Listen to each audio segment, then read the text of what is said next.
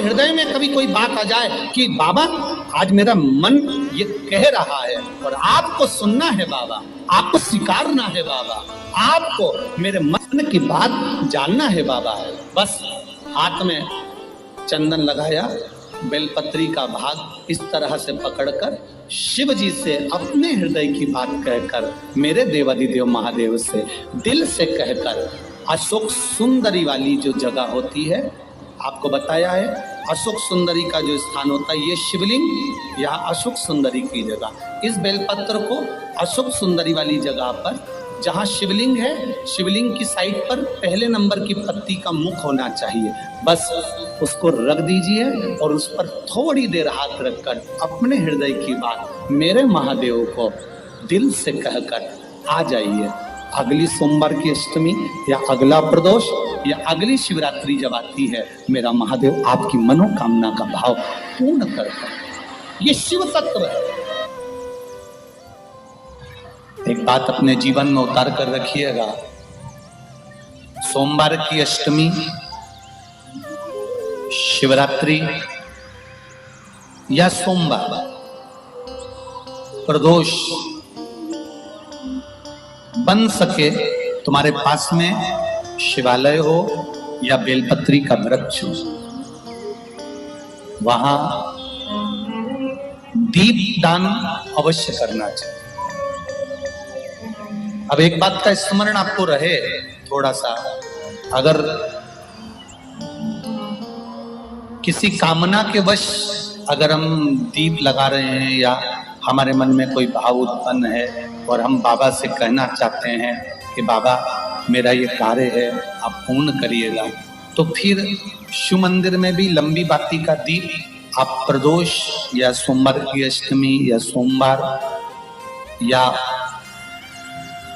आप शिवरात्रि को बाबा से निवेदन कर कर लगा सकते।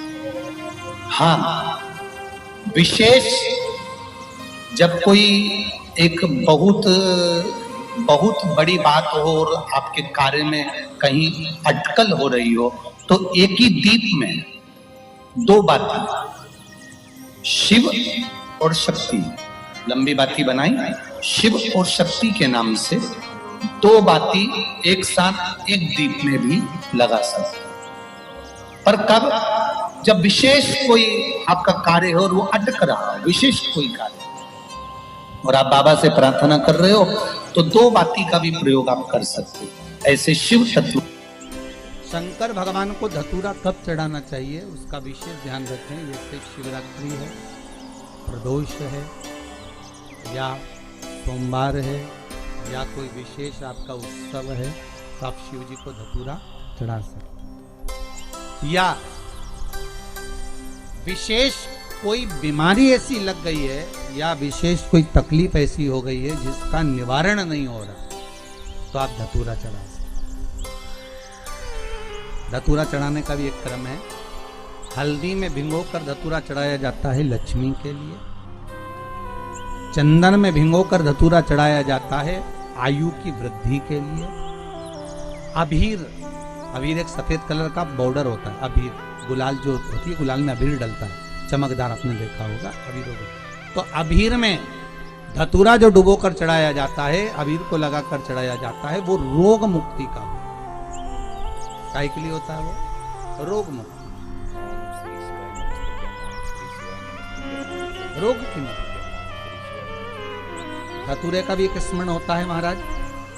बहुत भारी रोग है, बीमारी लग गई है, डॉक्टर अपना काम कर रहे हैं, घर का व्यक्ति बहुत बीमार हालत में पड़ा हुआ है, तो बेलपत्री के वृक्ष के नीचे भी शिवलिंग का निर्माण कर कर एक धतूरा समर्पित करा जाता है, जिससे रोग से मुक्ति होती है। उसमें ना तो हल्दी लगाई जाती है, ना चंदन लगाया जाता है, ना भीर लगाया जाता है, केवल धतूरा चढ़ाया। जिसके जीवन में हमेशा कांटे ही मिले हैं, बेटी बड़ी हुई तो घर में मायके में दुख देखा, और मायके से गई ससुराल में तो ससुराल में दुख देखा, ससुराल में भी दुख देखने के बाद में भी पति को बहुत कुछ काम खुलवाया, बहुत धंधे खुलवाए, नौकरी लगवाई, पर वो पति बार बार छोड़ कर आ गया, बार बार तकलीफ भोग रहा है, बार बार कष्ट भोग रहा है। फिर थोड़े दिन काम करता है, थोड़े दिन छूट जाता है, फिर व्यापार में बढ़ता है, फिर छूट जाता है, फिर कोई दुकान खुल गई, थोड़े दिन अच्छी चली, फिर वापस वहीं घर पर आकर बैठ गया। अर्थात उसके जीवन में वो शूलता चल रही है। तो बाबा देवाधिदेव महादेव कहते हैं, ये 3 घड़ी 3 पल 3 नक्षत्र 3 समय 3 दिन में जो शूल मुझे समर्पित करता है, उसके जीवन से मैं शूल हटा देता हूं। वो 3 दिन लिखे स्कंद पुराण में।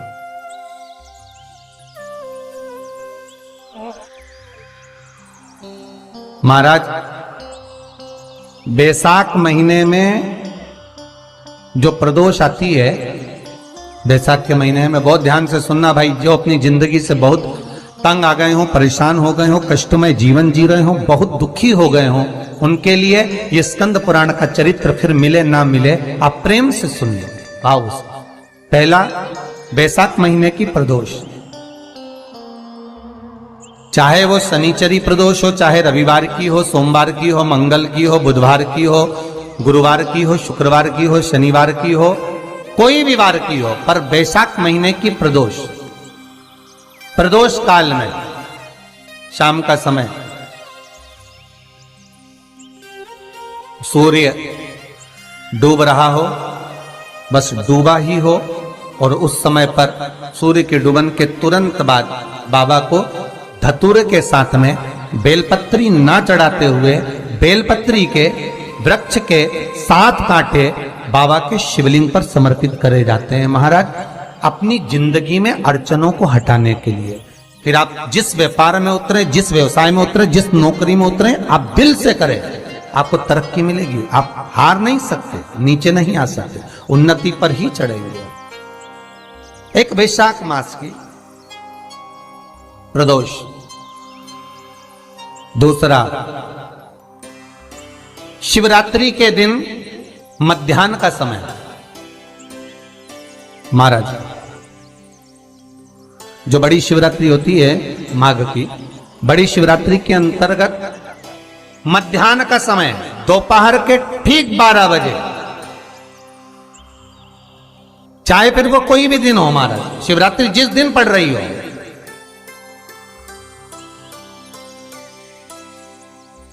उस दिन भी धतूरे के साथ बाबा को 7 कांटे बेलपत्री के वृक्ष के समर्पित होते हैं महाराज। इसमें आप ये वाले जो कांटे हैं, जो शिवरात्रि के दोपहर 12 बजे वाले हैं, अगर कोई मदिरा पीने वाला हो, व्यसन में डूबने वाला हो, कोई जुआ खेलने वाला हो, कोई गलत वैश्यावृत्ति करने वाला, या अपने मार्ग से विचलित कोई व्यक्ति है, उसके लिए भी ये कांटे बहुत काम आते हैं महाराज।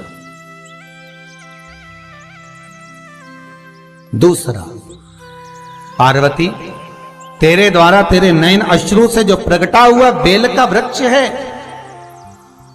द्वितीय शूल मैं वहां धारण करता, तृतीय शूल, तीसरा शूल जो वर्णन करा गया महाराज, भगवान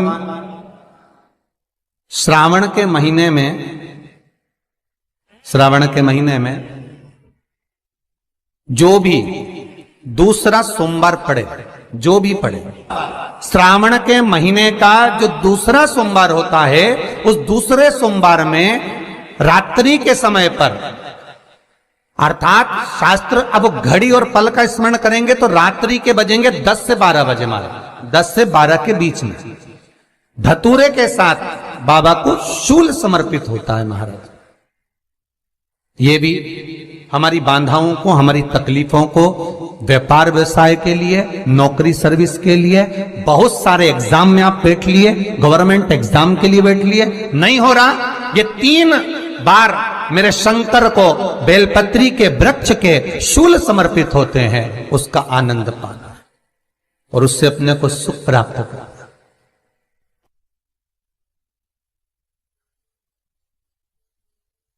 कि बाबा भोलेनाथ जी के नयन अश्रु से जो प्रकट हुआ वो रुद्राक्ष का पौधा है, माता पार्वती के नयन अश्रु से जो प्रकट हुआ वो बेलपत्री का पौधा है, और उमा और महेश, जिस महेश के वंशज है महेश्वरी, जिनकी 12 खाम प्रगटी है भगवान महेश के द्वारा,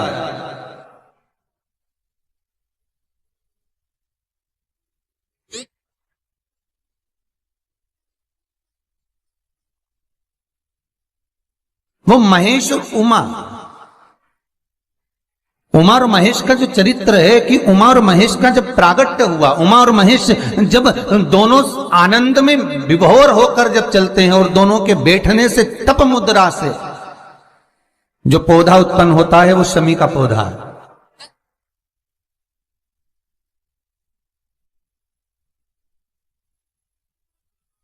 शमी का पौधा। तो एक बात ध्यान रखिए, शिव जी के द्वारा जो निर्मित हुआ उसमें कोई शूल नहीं है, उसमें कोई कांटे नहीं है। पार्वती के द्वारा जो निर्मित हुआ बेलपत्री का पौधा, उसमें कांटे हैं। और पार्वती के मिलन से भी जो उत्पन्न हुआ है शंकर के साथ में, उसमें भी कांटे हैं। शमी के पौधे में भी कांटे हैं, शमी के वृक्ष में भी कांटे हैं।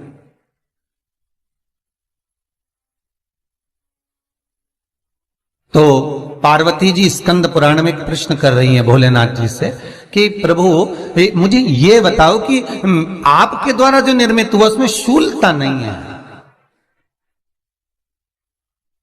पर मेरे द्वारा जो निर्मित हुआ उसमें शूल क्यों आया है, उसमें कांटा क्यों आया है? थोड़ा सा माताओं, मेरी जीजियों, आपको थोड़ा बुरा तो लगेगा इस प्रसंग को सुनकर, पर लग जाए, पर आज कथा निकली है तो सुन लो है कि शिवजी जिस रुद्राक्ष को उत्पन्न कर रहे हैं उसमें शूलता नहीं है,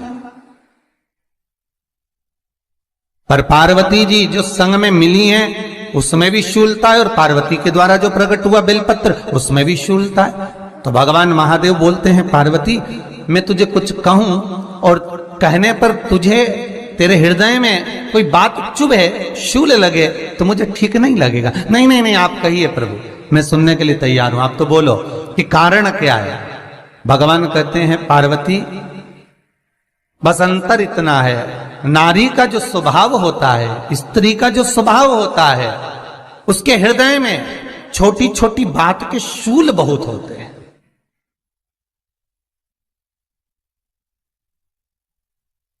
जेठानी ने ये कह दिया, देवरानी ने ये कह दिया, तुम्हारी मम्मी ये बोल दी, तुम्हारे पापा ने ये कह दिया, तुम्हारी बहनों ने ये कह दिया, तुम्हारे भाई ने ये कह दिया, तुम्हारे रिश्तेदार ने ये बोल दिया। ये नारी के भीतर ये शूलता रहती है। तो पार्वती जी बोली कि जितना तप आपने करा उतना तप मैंने करा, और जितनी साधना आपने करी उतनी साधना मैंने करी, और जितना आराधना दिल से आपने करी उतनी आराधना दिल से मैंने करी, फिर इसमें शूलता कहां से आ गई?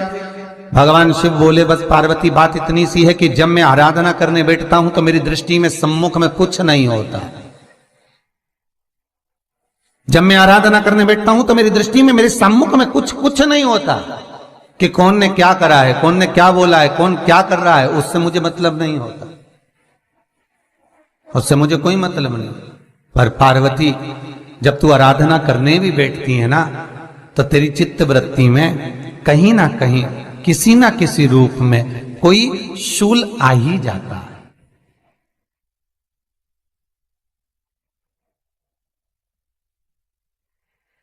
कई माताओं की आदत देखी साहब, भगवान की सेवा करने बैठी है तो भी भीतर थोड़ा सा शूलता भरी हुई है। महाराज बताओ, इतने सारे भगवान इकट्ठे कर लिए, मैंने बोला था बहू से कि वहां रख लेती है, बताओ इतने सारे यहां पर लाकर रख दिए हैं, अब इसकी सेवा करना पड़ रही है, अब ये करना पड़ रहा है। प्रसाद लेने के लिए रसोई घर में गई, भगवान का भोग लगाने के लिए, तो उसमें भी शूलता आ गई। इतने घंटों से मैं सामान ढूंढ रही, फ्रिज में मिल ही नहीं रहा, मैंने रख के गई थी, भगवान जाने कहां चले गए। भगवानों को वस्त्र पहना रही है तो शूलता है। अलमारी का ड्रॉज खोला, इसमें मैंने सामान रखा था, ना जाने भगवान का श्रृंगार कहां चले गया, कौन ने हाथ लगाया, फिर शूलता आ गई। भोजन करने बैठे तो शूलता है, कोई कार्य के लिए जा रहे हो तो शूलता है। अर्थात कहीं ना कहीं नारी के जीवन में शूलता बनी हुई है। और पार्वती, जब तुम भजन करो, तप करो, साधना करो, भक्ति करो, उसमें शूलता नहीं होना चाहिए। श्री शिवाय नमस्तुभ्यम ओम श्री शिवाय नमस्तुभ्यम ओम श्री शिवाय नमस्तुभ्यम ओम श्री शिवाय नमस्तुभ्यम ओम श्री शिवाय नमस्तुभ्यम ओम श्री शिवाय। पार्वती जी ने कहा, भोलेनाथ तो क्या आप मुझे स्वीकार नहीं करेंगे बेलपत्री के रूप में? क्या मुझे स्वीकार नहीं करेंगे शमी पत्र के रूप में? पद्म पुराण, स्कंद पुराण, लिंग पुराण, नर्मदा पुराण और शिव महापुराण, ये सारी पुराणे वर्णन करती है। पार्वती जी का खंड आनंद वर्षित कर रहा है, वर्णन कर रहा है। पार्वती खंड वर्णन कर रहा है, सती खंड वर्णन कर रहा है। उमा संहिता वर्णन कर रही है। क्या आप मेरा ये बेलपत्र का स्वरूप आप धारण नहीं करेंगे? इसमें शूलता है, इसलिए भगवान कहते हैं नहीं नहीं, धारण तो करूंगा। वो केवल शिवरात्रि के दिन करने का होता है। शिवरात्रि का प्रसंग कहता है अपने मन की अभिलाषा रखकर तुम्हें जो चाहिए। प्रकार आप लोगों ने भी पढ़ाई करी होगी, हमने भी करी। ऐसा रहता उसमें नोक रहती है या पेंसिल उसमें भर देते हैं और उससे ऐसा पेज घुमा घुमा के उसको कस देते हैं। वो ऐसा रखते हैं, कॉपी पर ऐसा रखा जाता, फिर उसको ऐसा घुमाते घुमाते कि नहीं घुमाते? अरे बोलो तो, सबने कराए ना ऐसा घुमाए, वो घुमाते एक जैसा गोला बन जाता बिंदु। और जो नोक होती है ना वहाँ चुभी रहती है और वो एक ही जगह पे रहती है और घूमती जाती है। उसी तरह इस मन को, इस दिल को एक में लगा के रखो, बाकी की सब दुनिया में घूम के आ जाओ। दिल एक में लगा कर बैठ गए, चित्त एक में लगा कर बैठ गए तो सृष्टि में कहीं पर भी घूम कर आओगे, परमात्मा उस जगह पर हाजिर मिल जाएगा। पर स्थान मत छोड़ना, जगह चित्त वृत्ति ना छूटी जाए, भगवान का भजन ना छूटे, उसका स्मरण ना छूटे। ये वस्तुएं, ये सामान, ये सामग्री, ये दौलत, ये सत्ता सब जाने वाली। जहां बैठे हो उस मन को वहां लगाना। हम तो यहां तक कहते हैं, यहां तक कहते हैं होटल में जाओ तो दिल होटल में लगा लो, होटल में जाओ तो दिल होटल में लगाओ, खाने में लगाओ, बफेट में जाओ तो बफेट में लगाओ, शादी में जाओ तो थोड़ा रिश्तेदारों में लगाओ, और अगर सत्संग में आओ तो मेरे भोलेनाथ में लगाओ। दिल लगाना ना भूलिएगा। परमात्मा को थोड़ा समय जितना दे रहे हो, 3 घंटा, 2 घंटा, 2.5 घंटा, 1 घंटा, आधा घंटा, जितना हम भगवान को देना उतनी देर भगवान में चित्त होना चाहिए, उतनी देर भगवान में मन लगाना चाहिए। पर ना जाने दुनिया के लोग कहां चले गए, वह मोबाइल ने सब हटा दिया। हर 15 मिनट में ऐसी याद आए ना व्हाट्सअप खोल के बैठ जाए। आप इस त्रिपुंड 3 रेखा का दर्शन भगवान विष्णु के मस्तक पर भी कर सकते हैं। आप ये 3 रेखा का दर्शन स्वयं ब्रह्मा के मस्तक पर भी कर सकते हैं। आप ये 3 रेखा का दर्शन स्वयं भगवान कृष्ण के मस्तक पर भी कर सकते हैं, श्री जी बाबा के मस्तक पर भी कर सकते हैं इस त्रिपुंड का दर्शन। बस अंतर इतना है, शिव जो त्रिपुंड लगाए हैं वो आड़ा है। तिरुमाला में जो तिरुपति बाबा का अपन दर्शन करते हैं, जो त्रिपुंड लगाए हैं वो खड़ा है, 2 सफेद बीच में लाल। मेरे श्री जी बाबा ने भी अपने मस्तक पर त्रिपुंड धारण कर रखा है।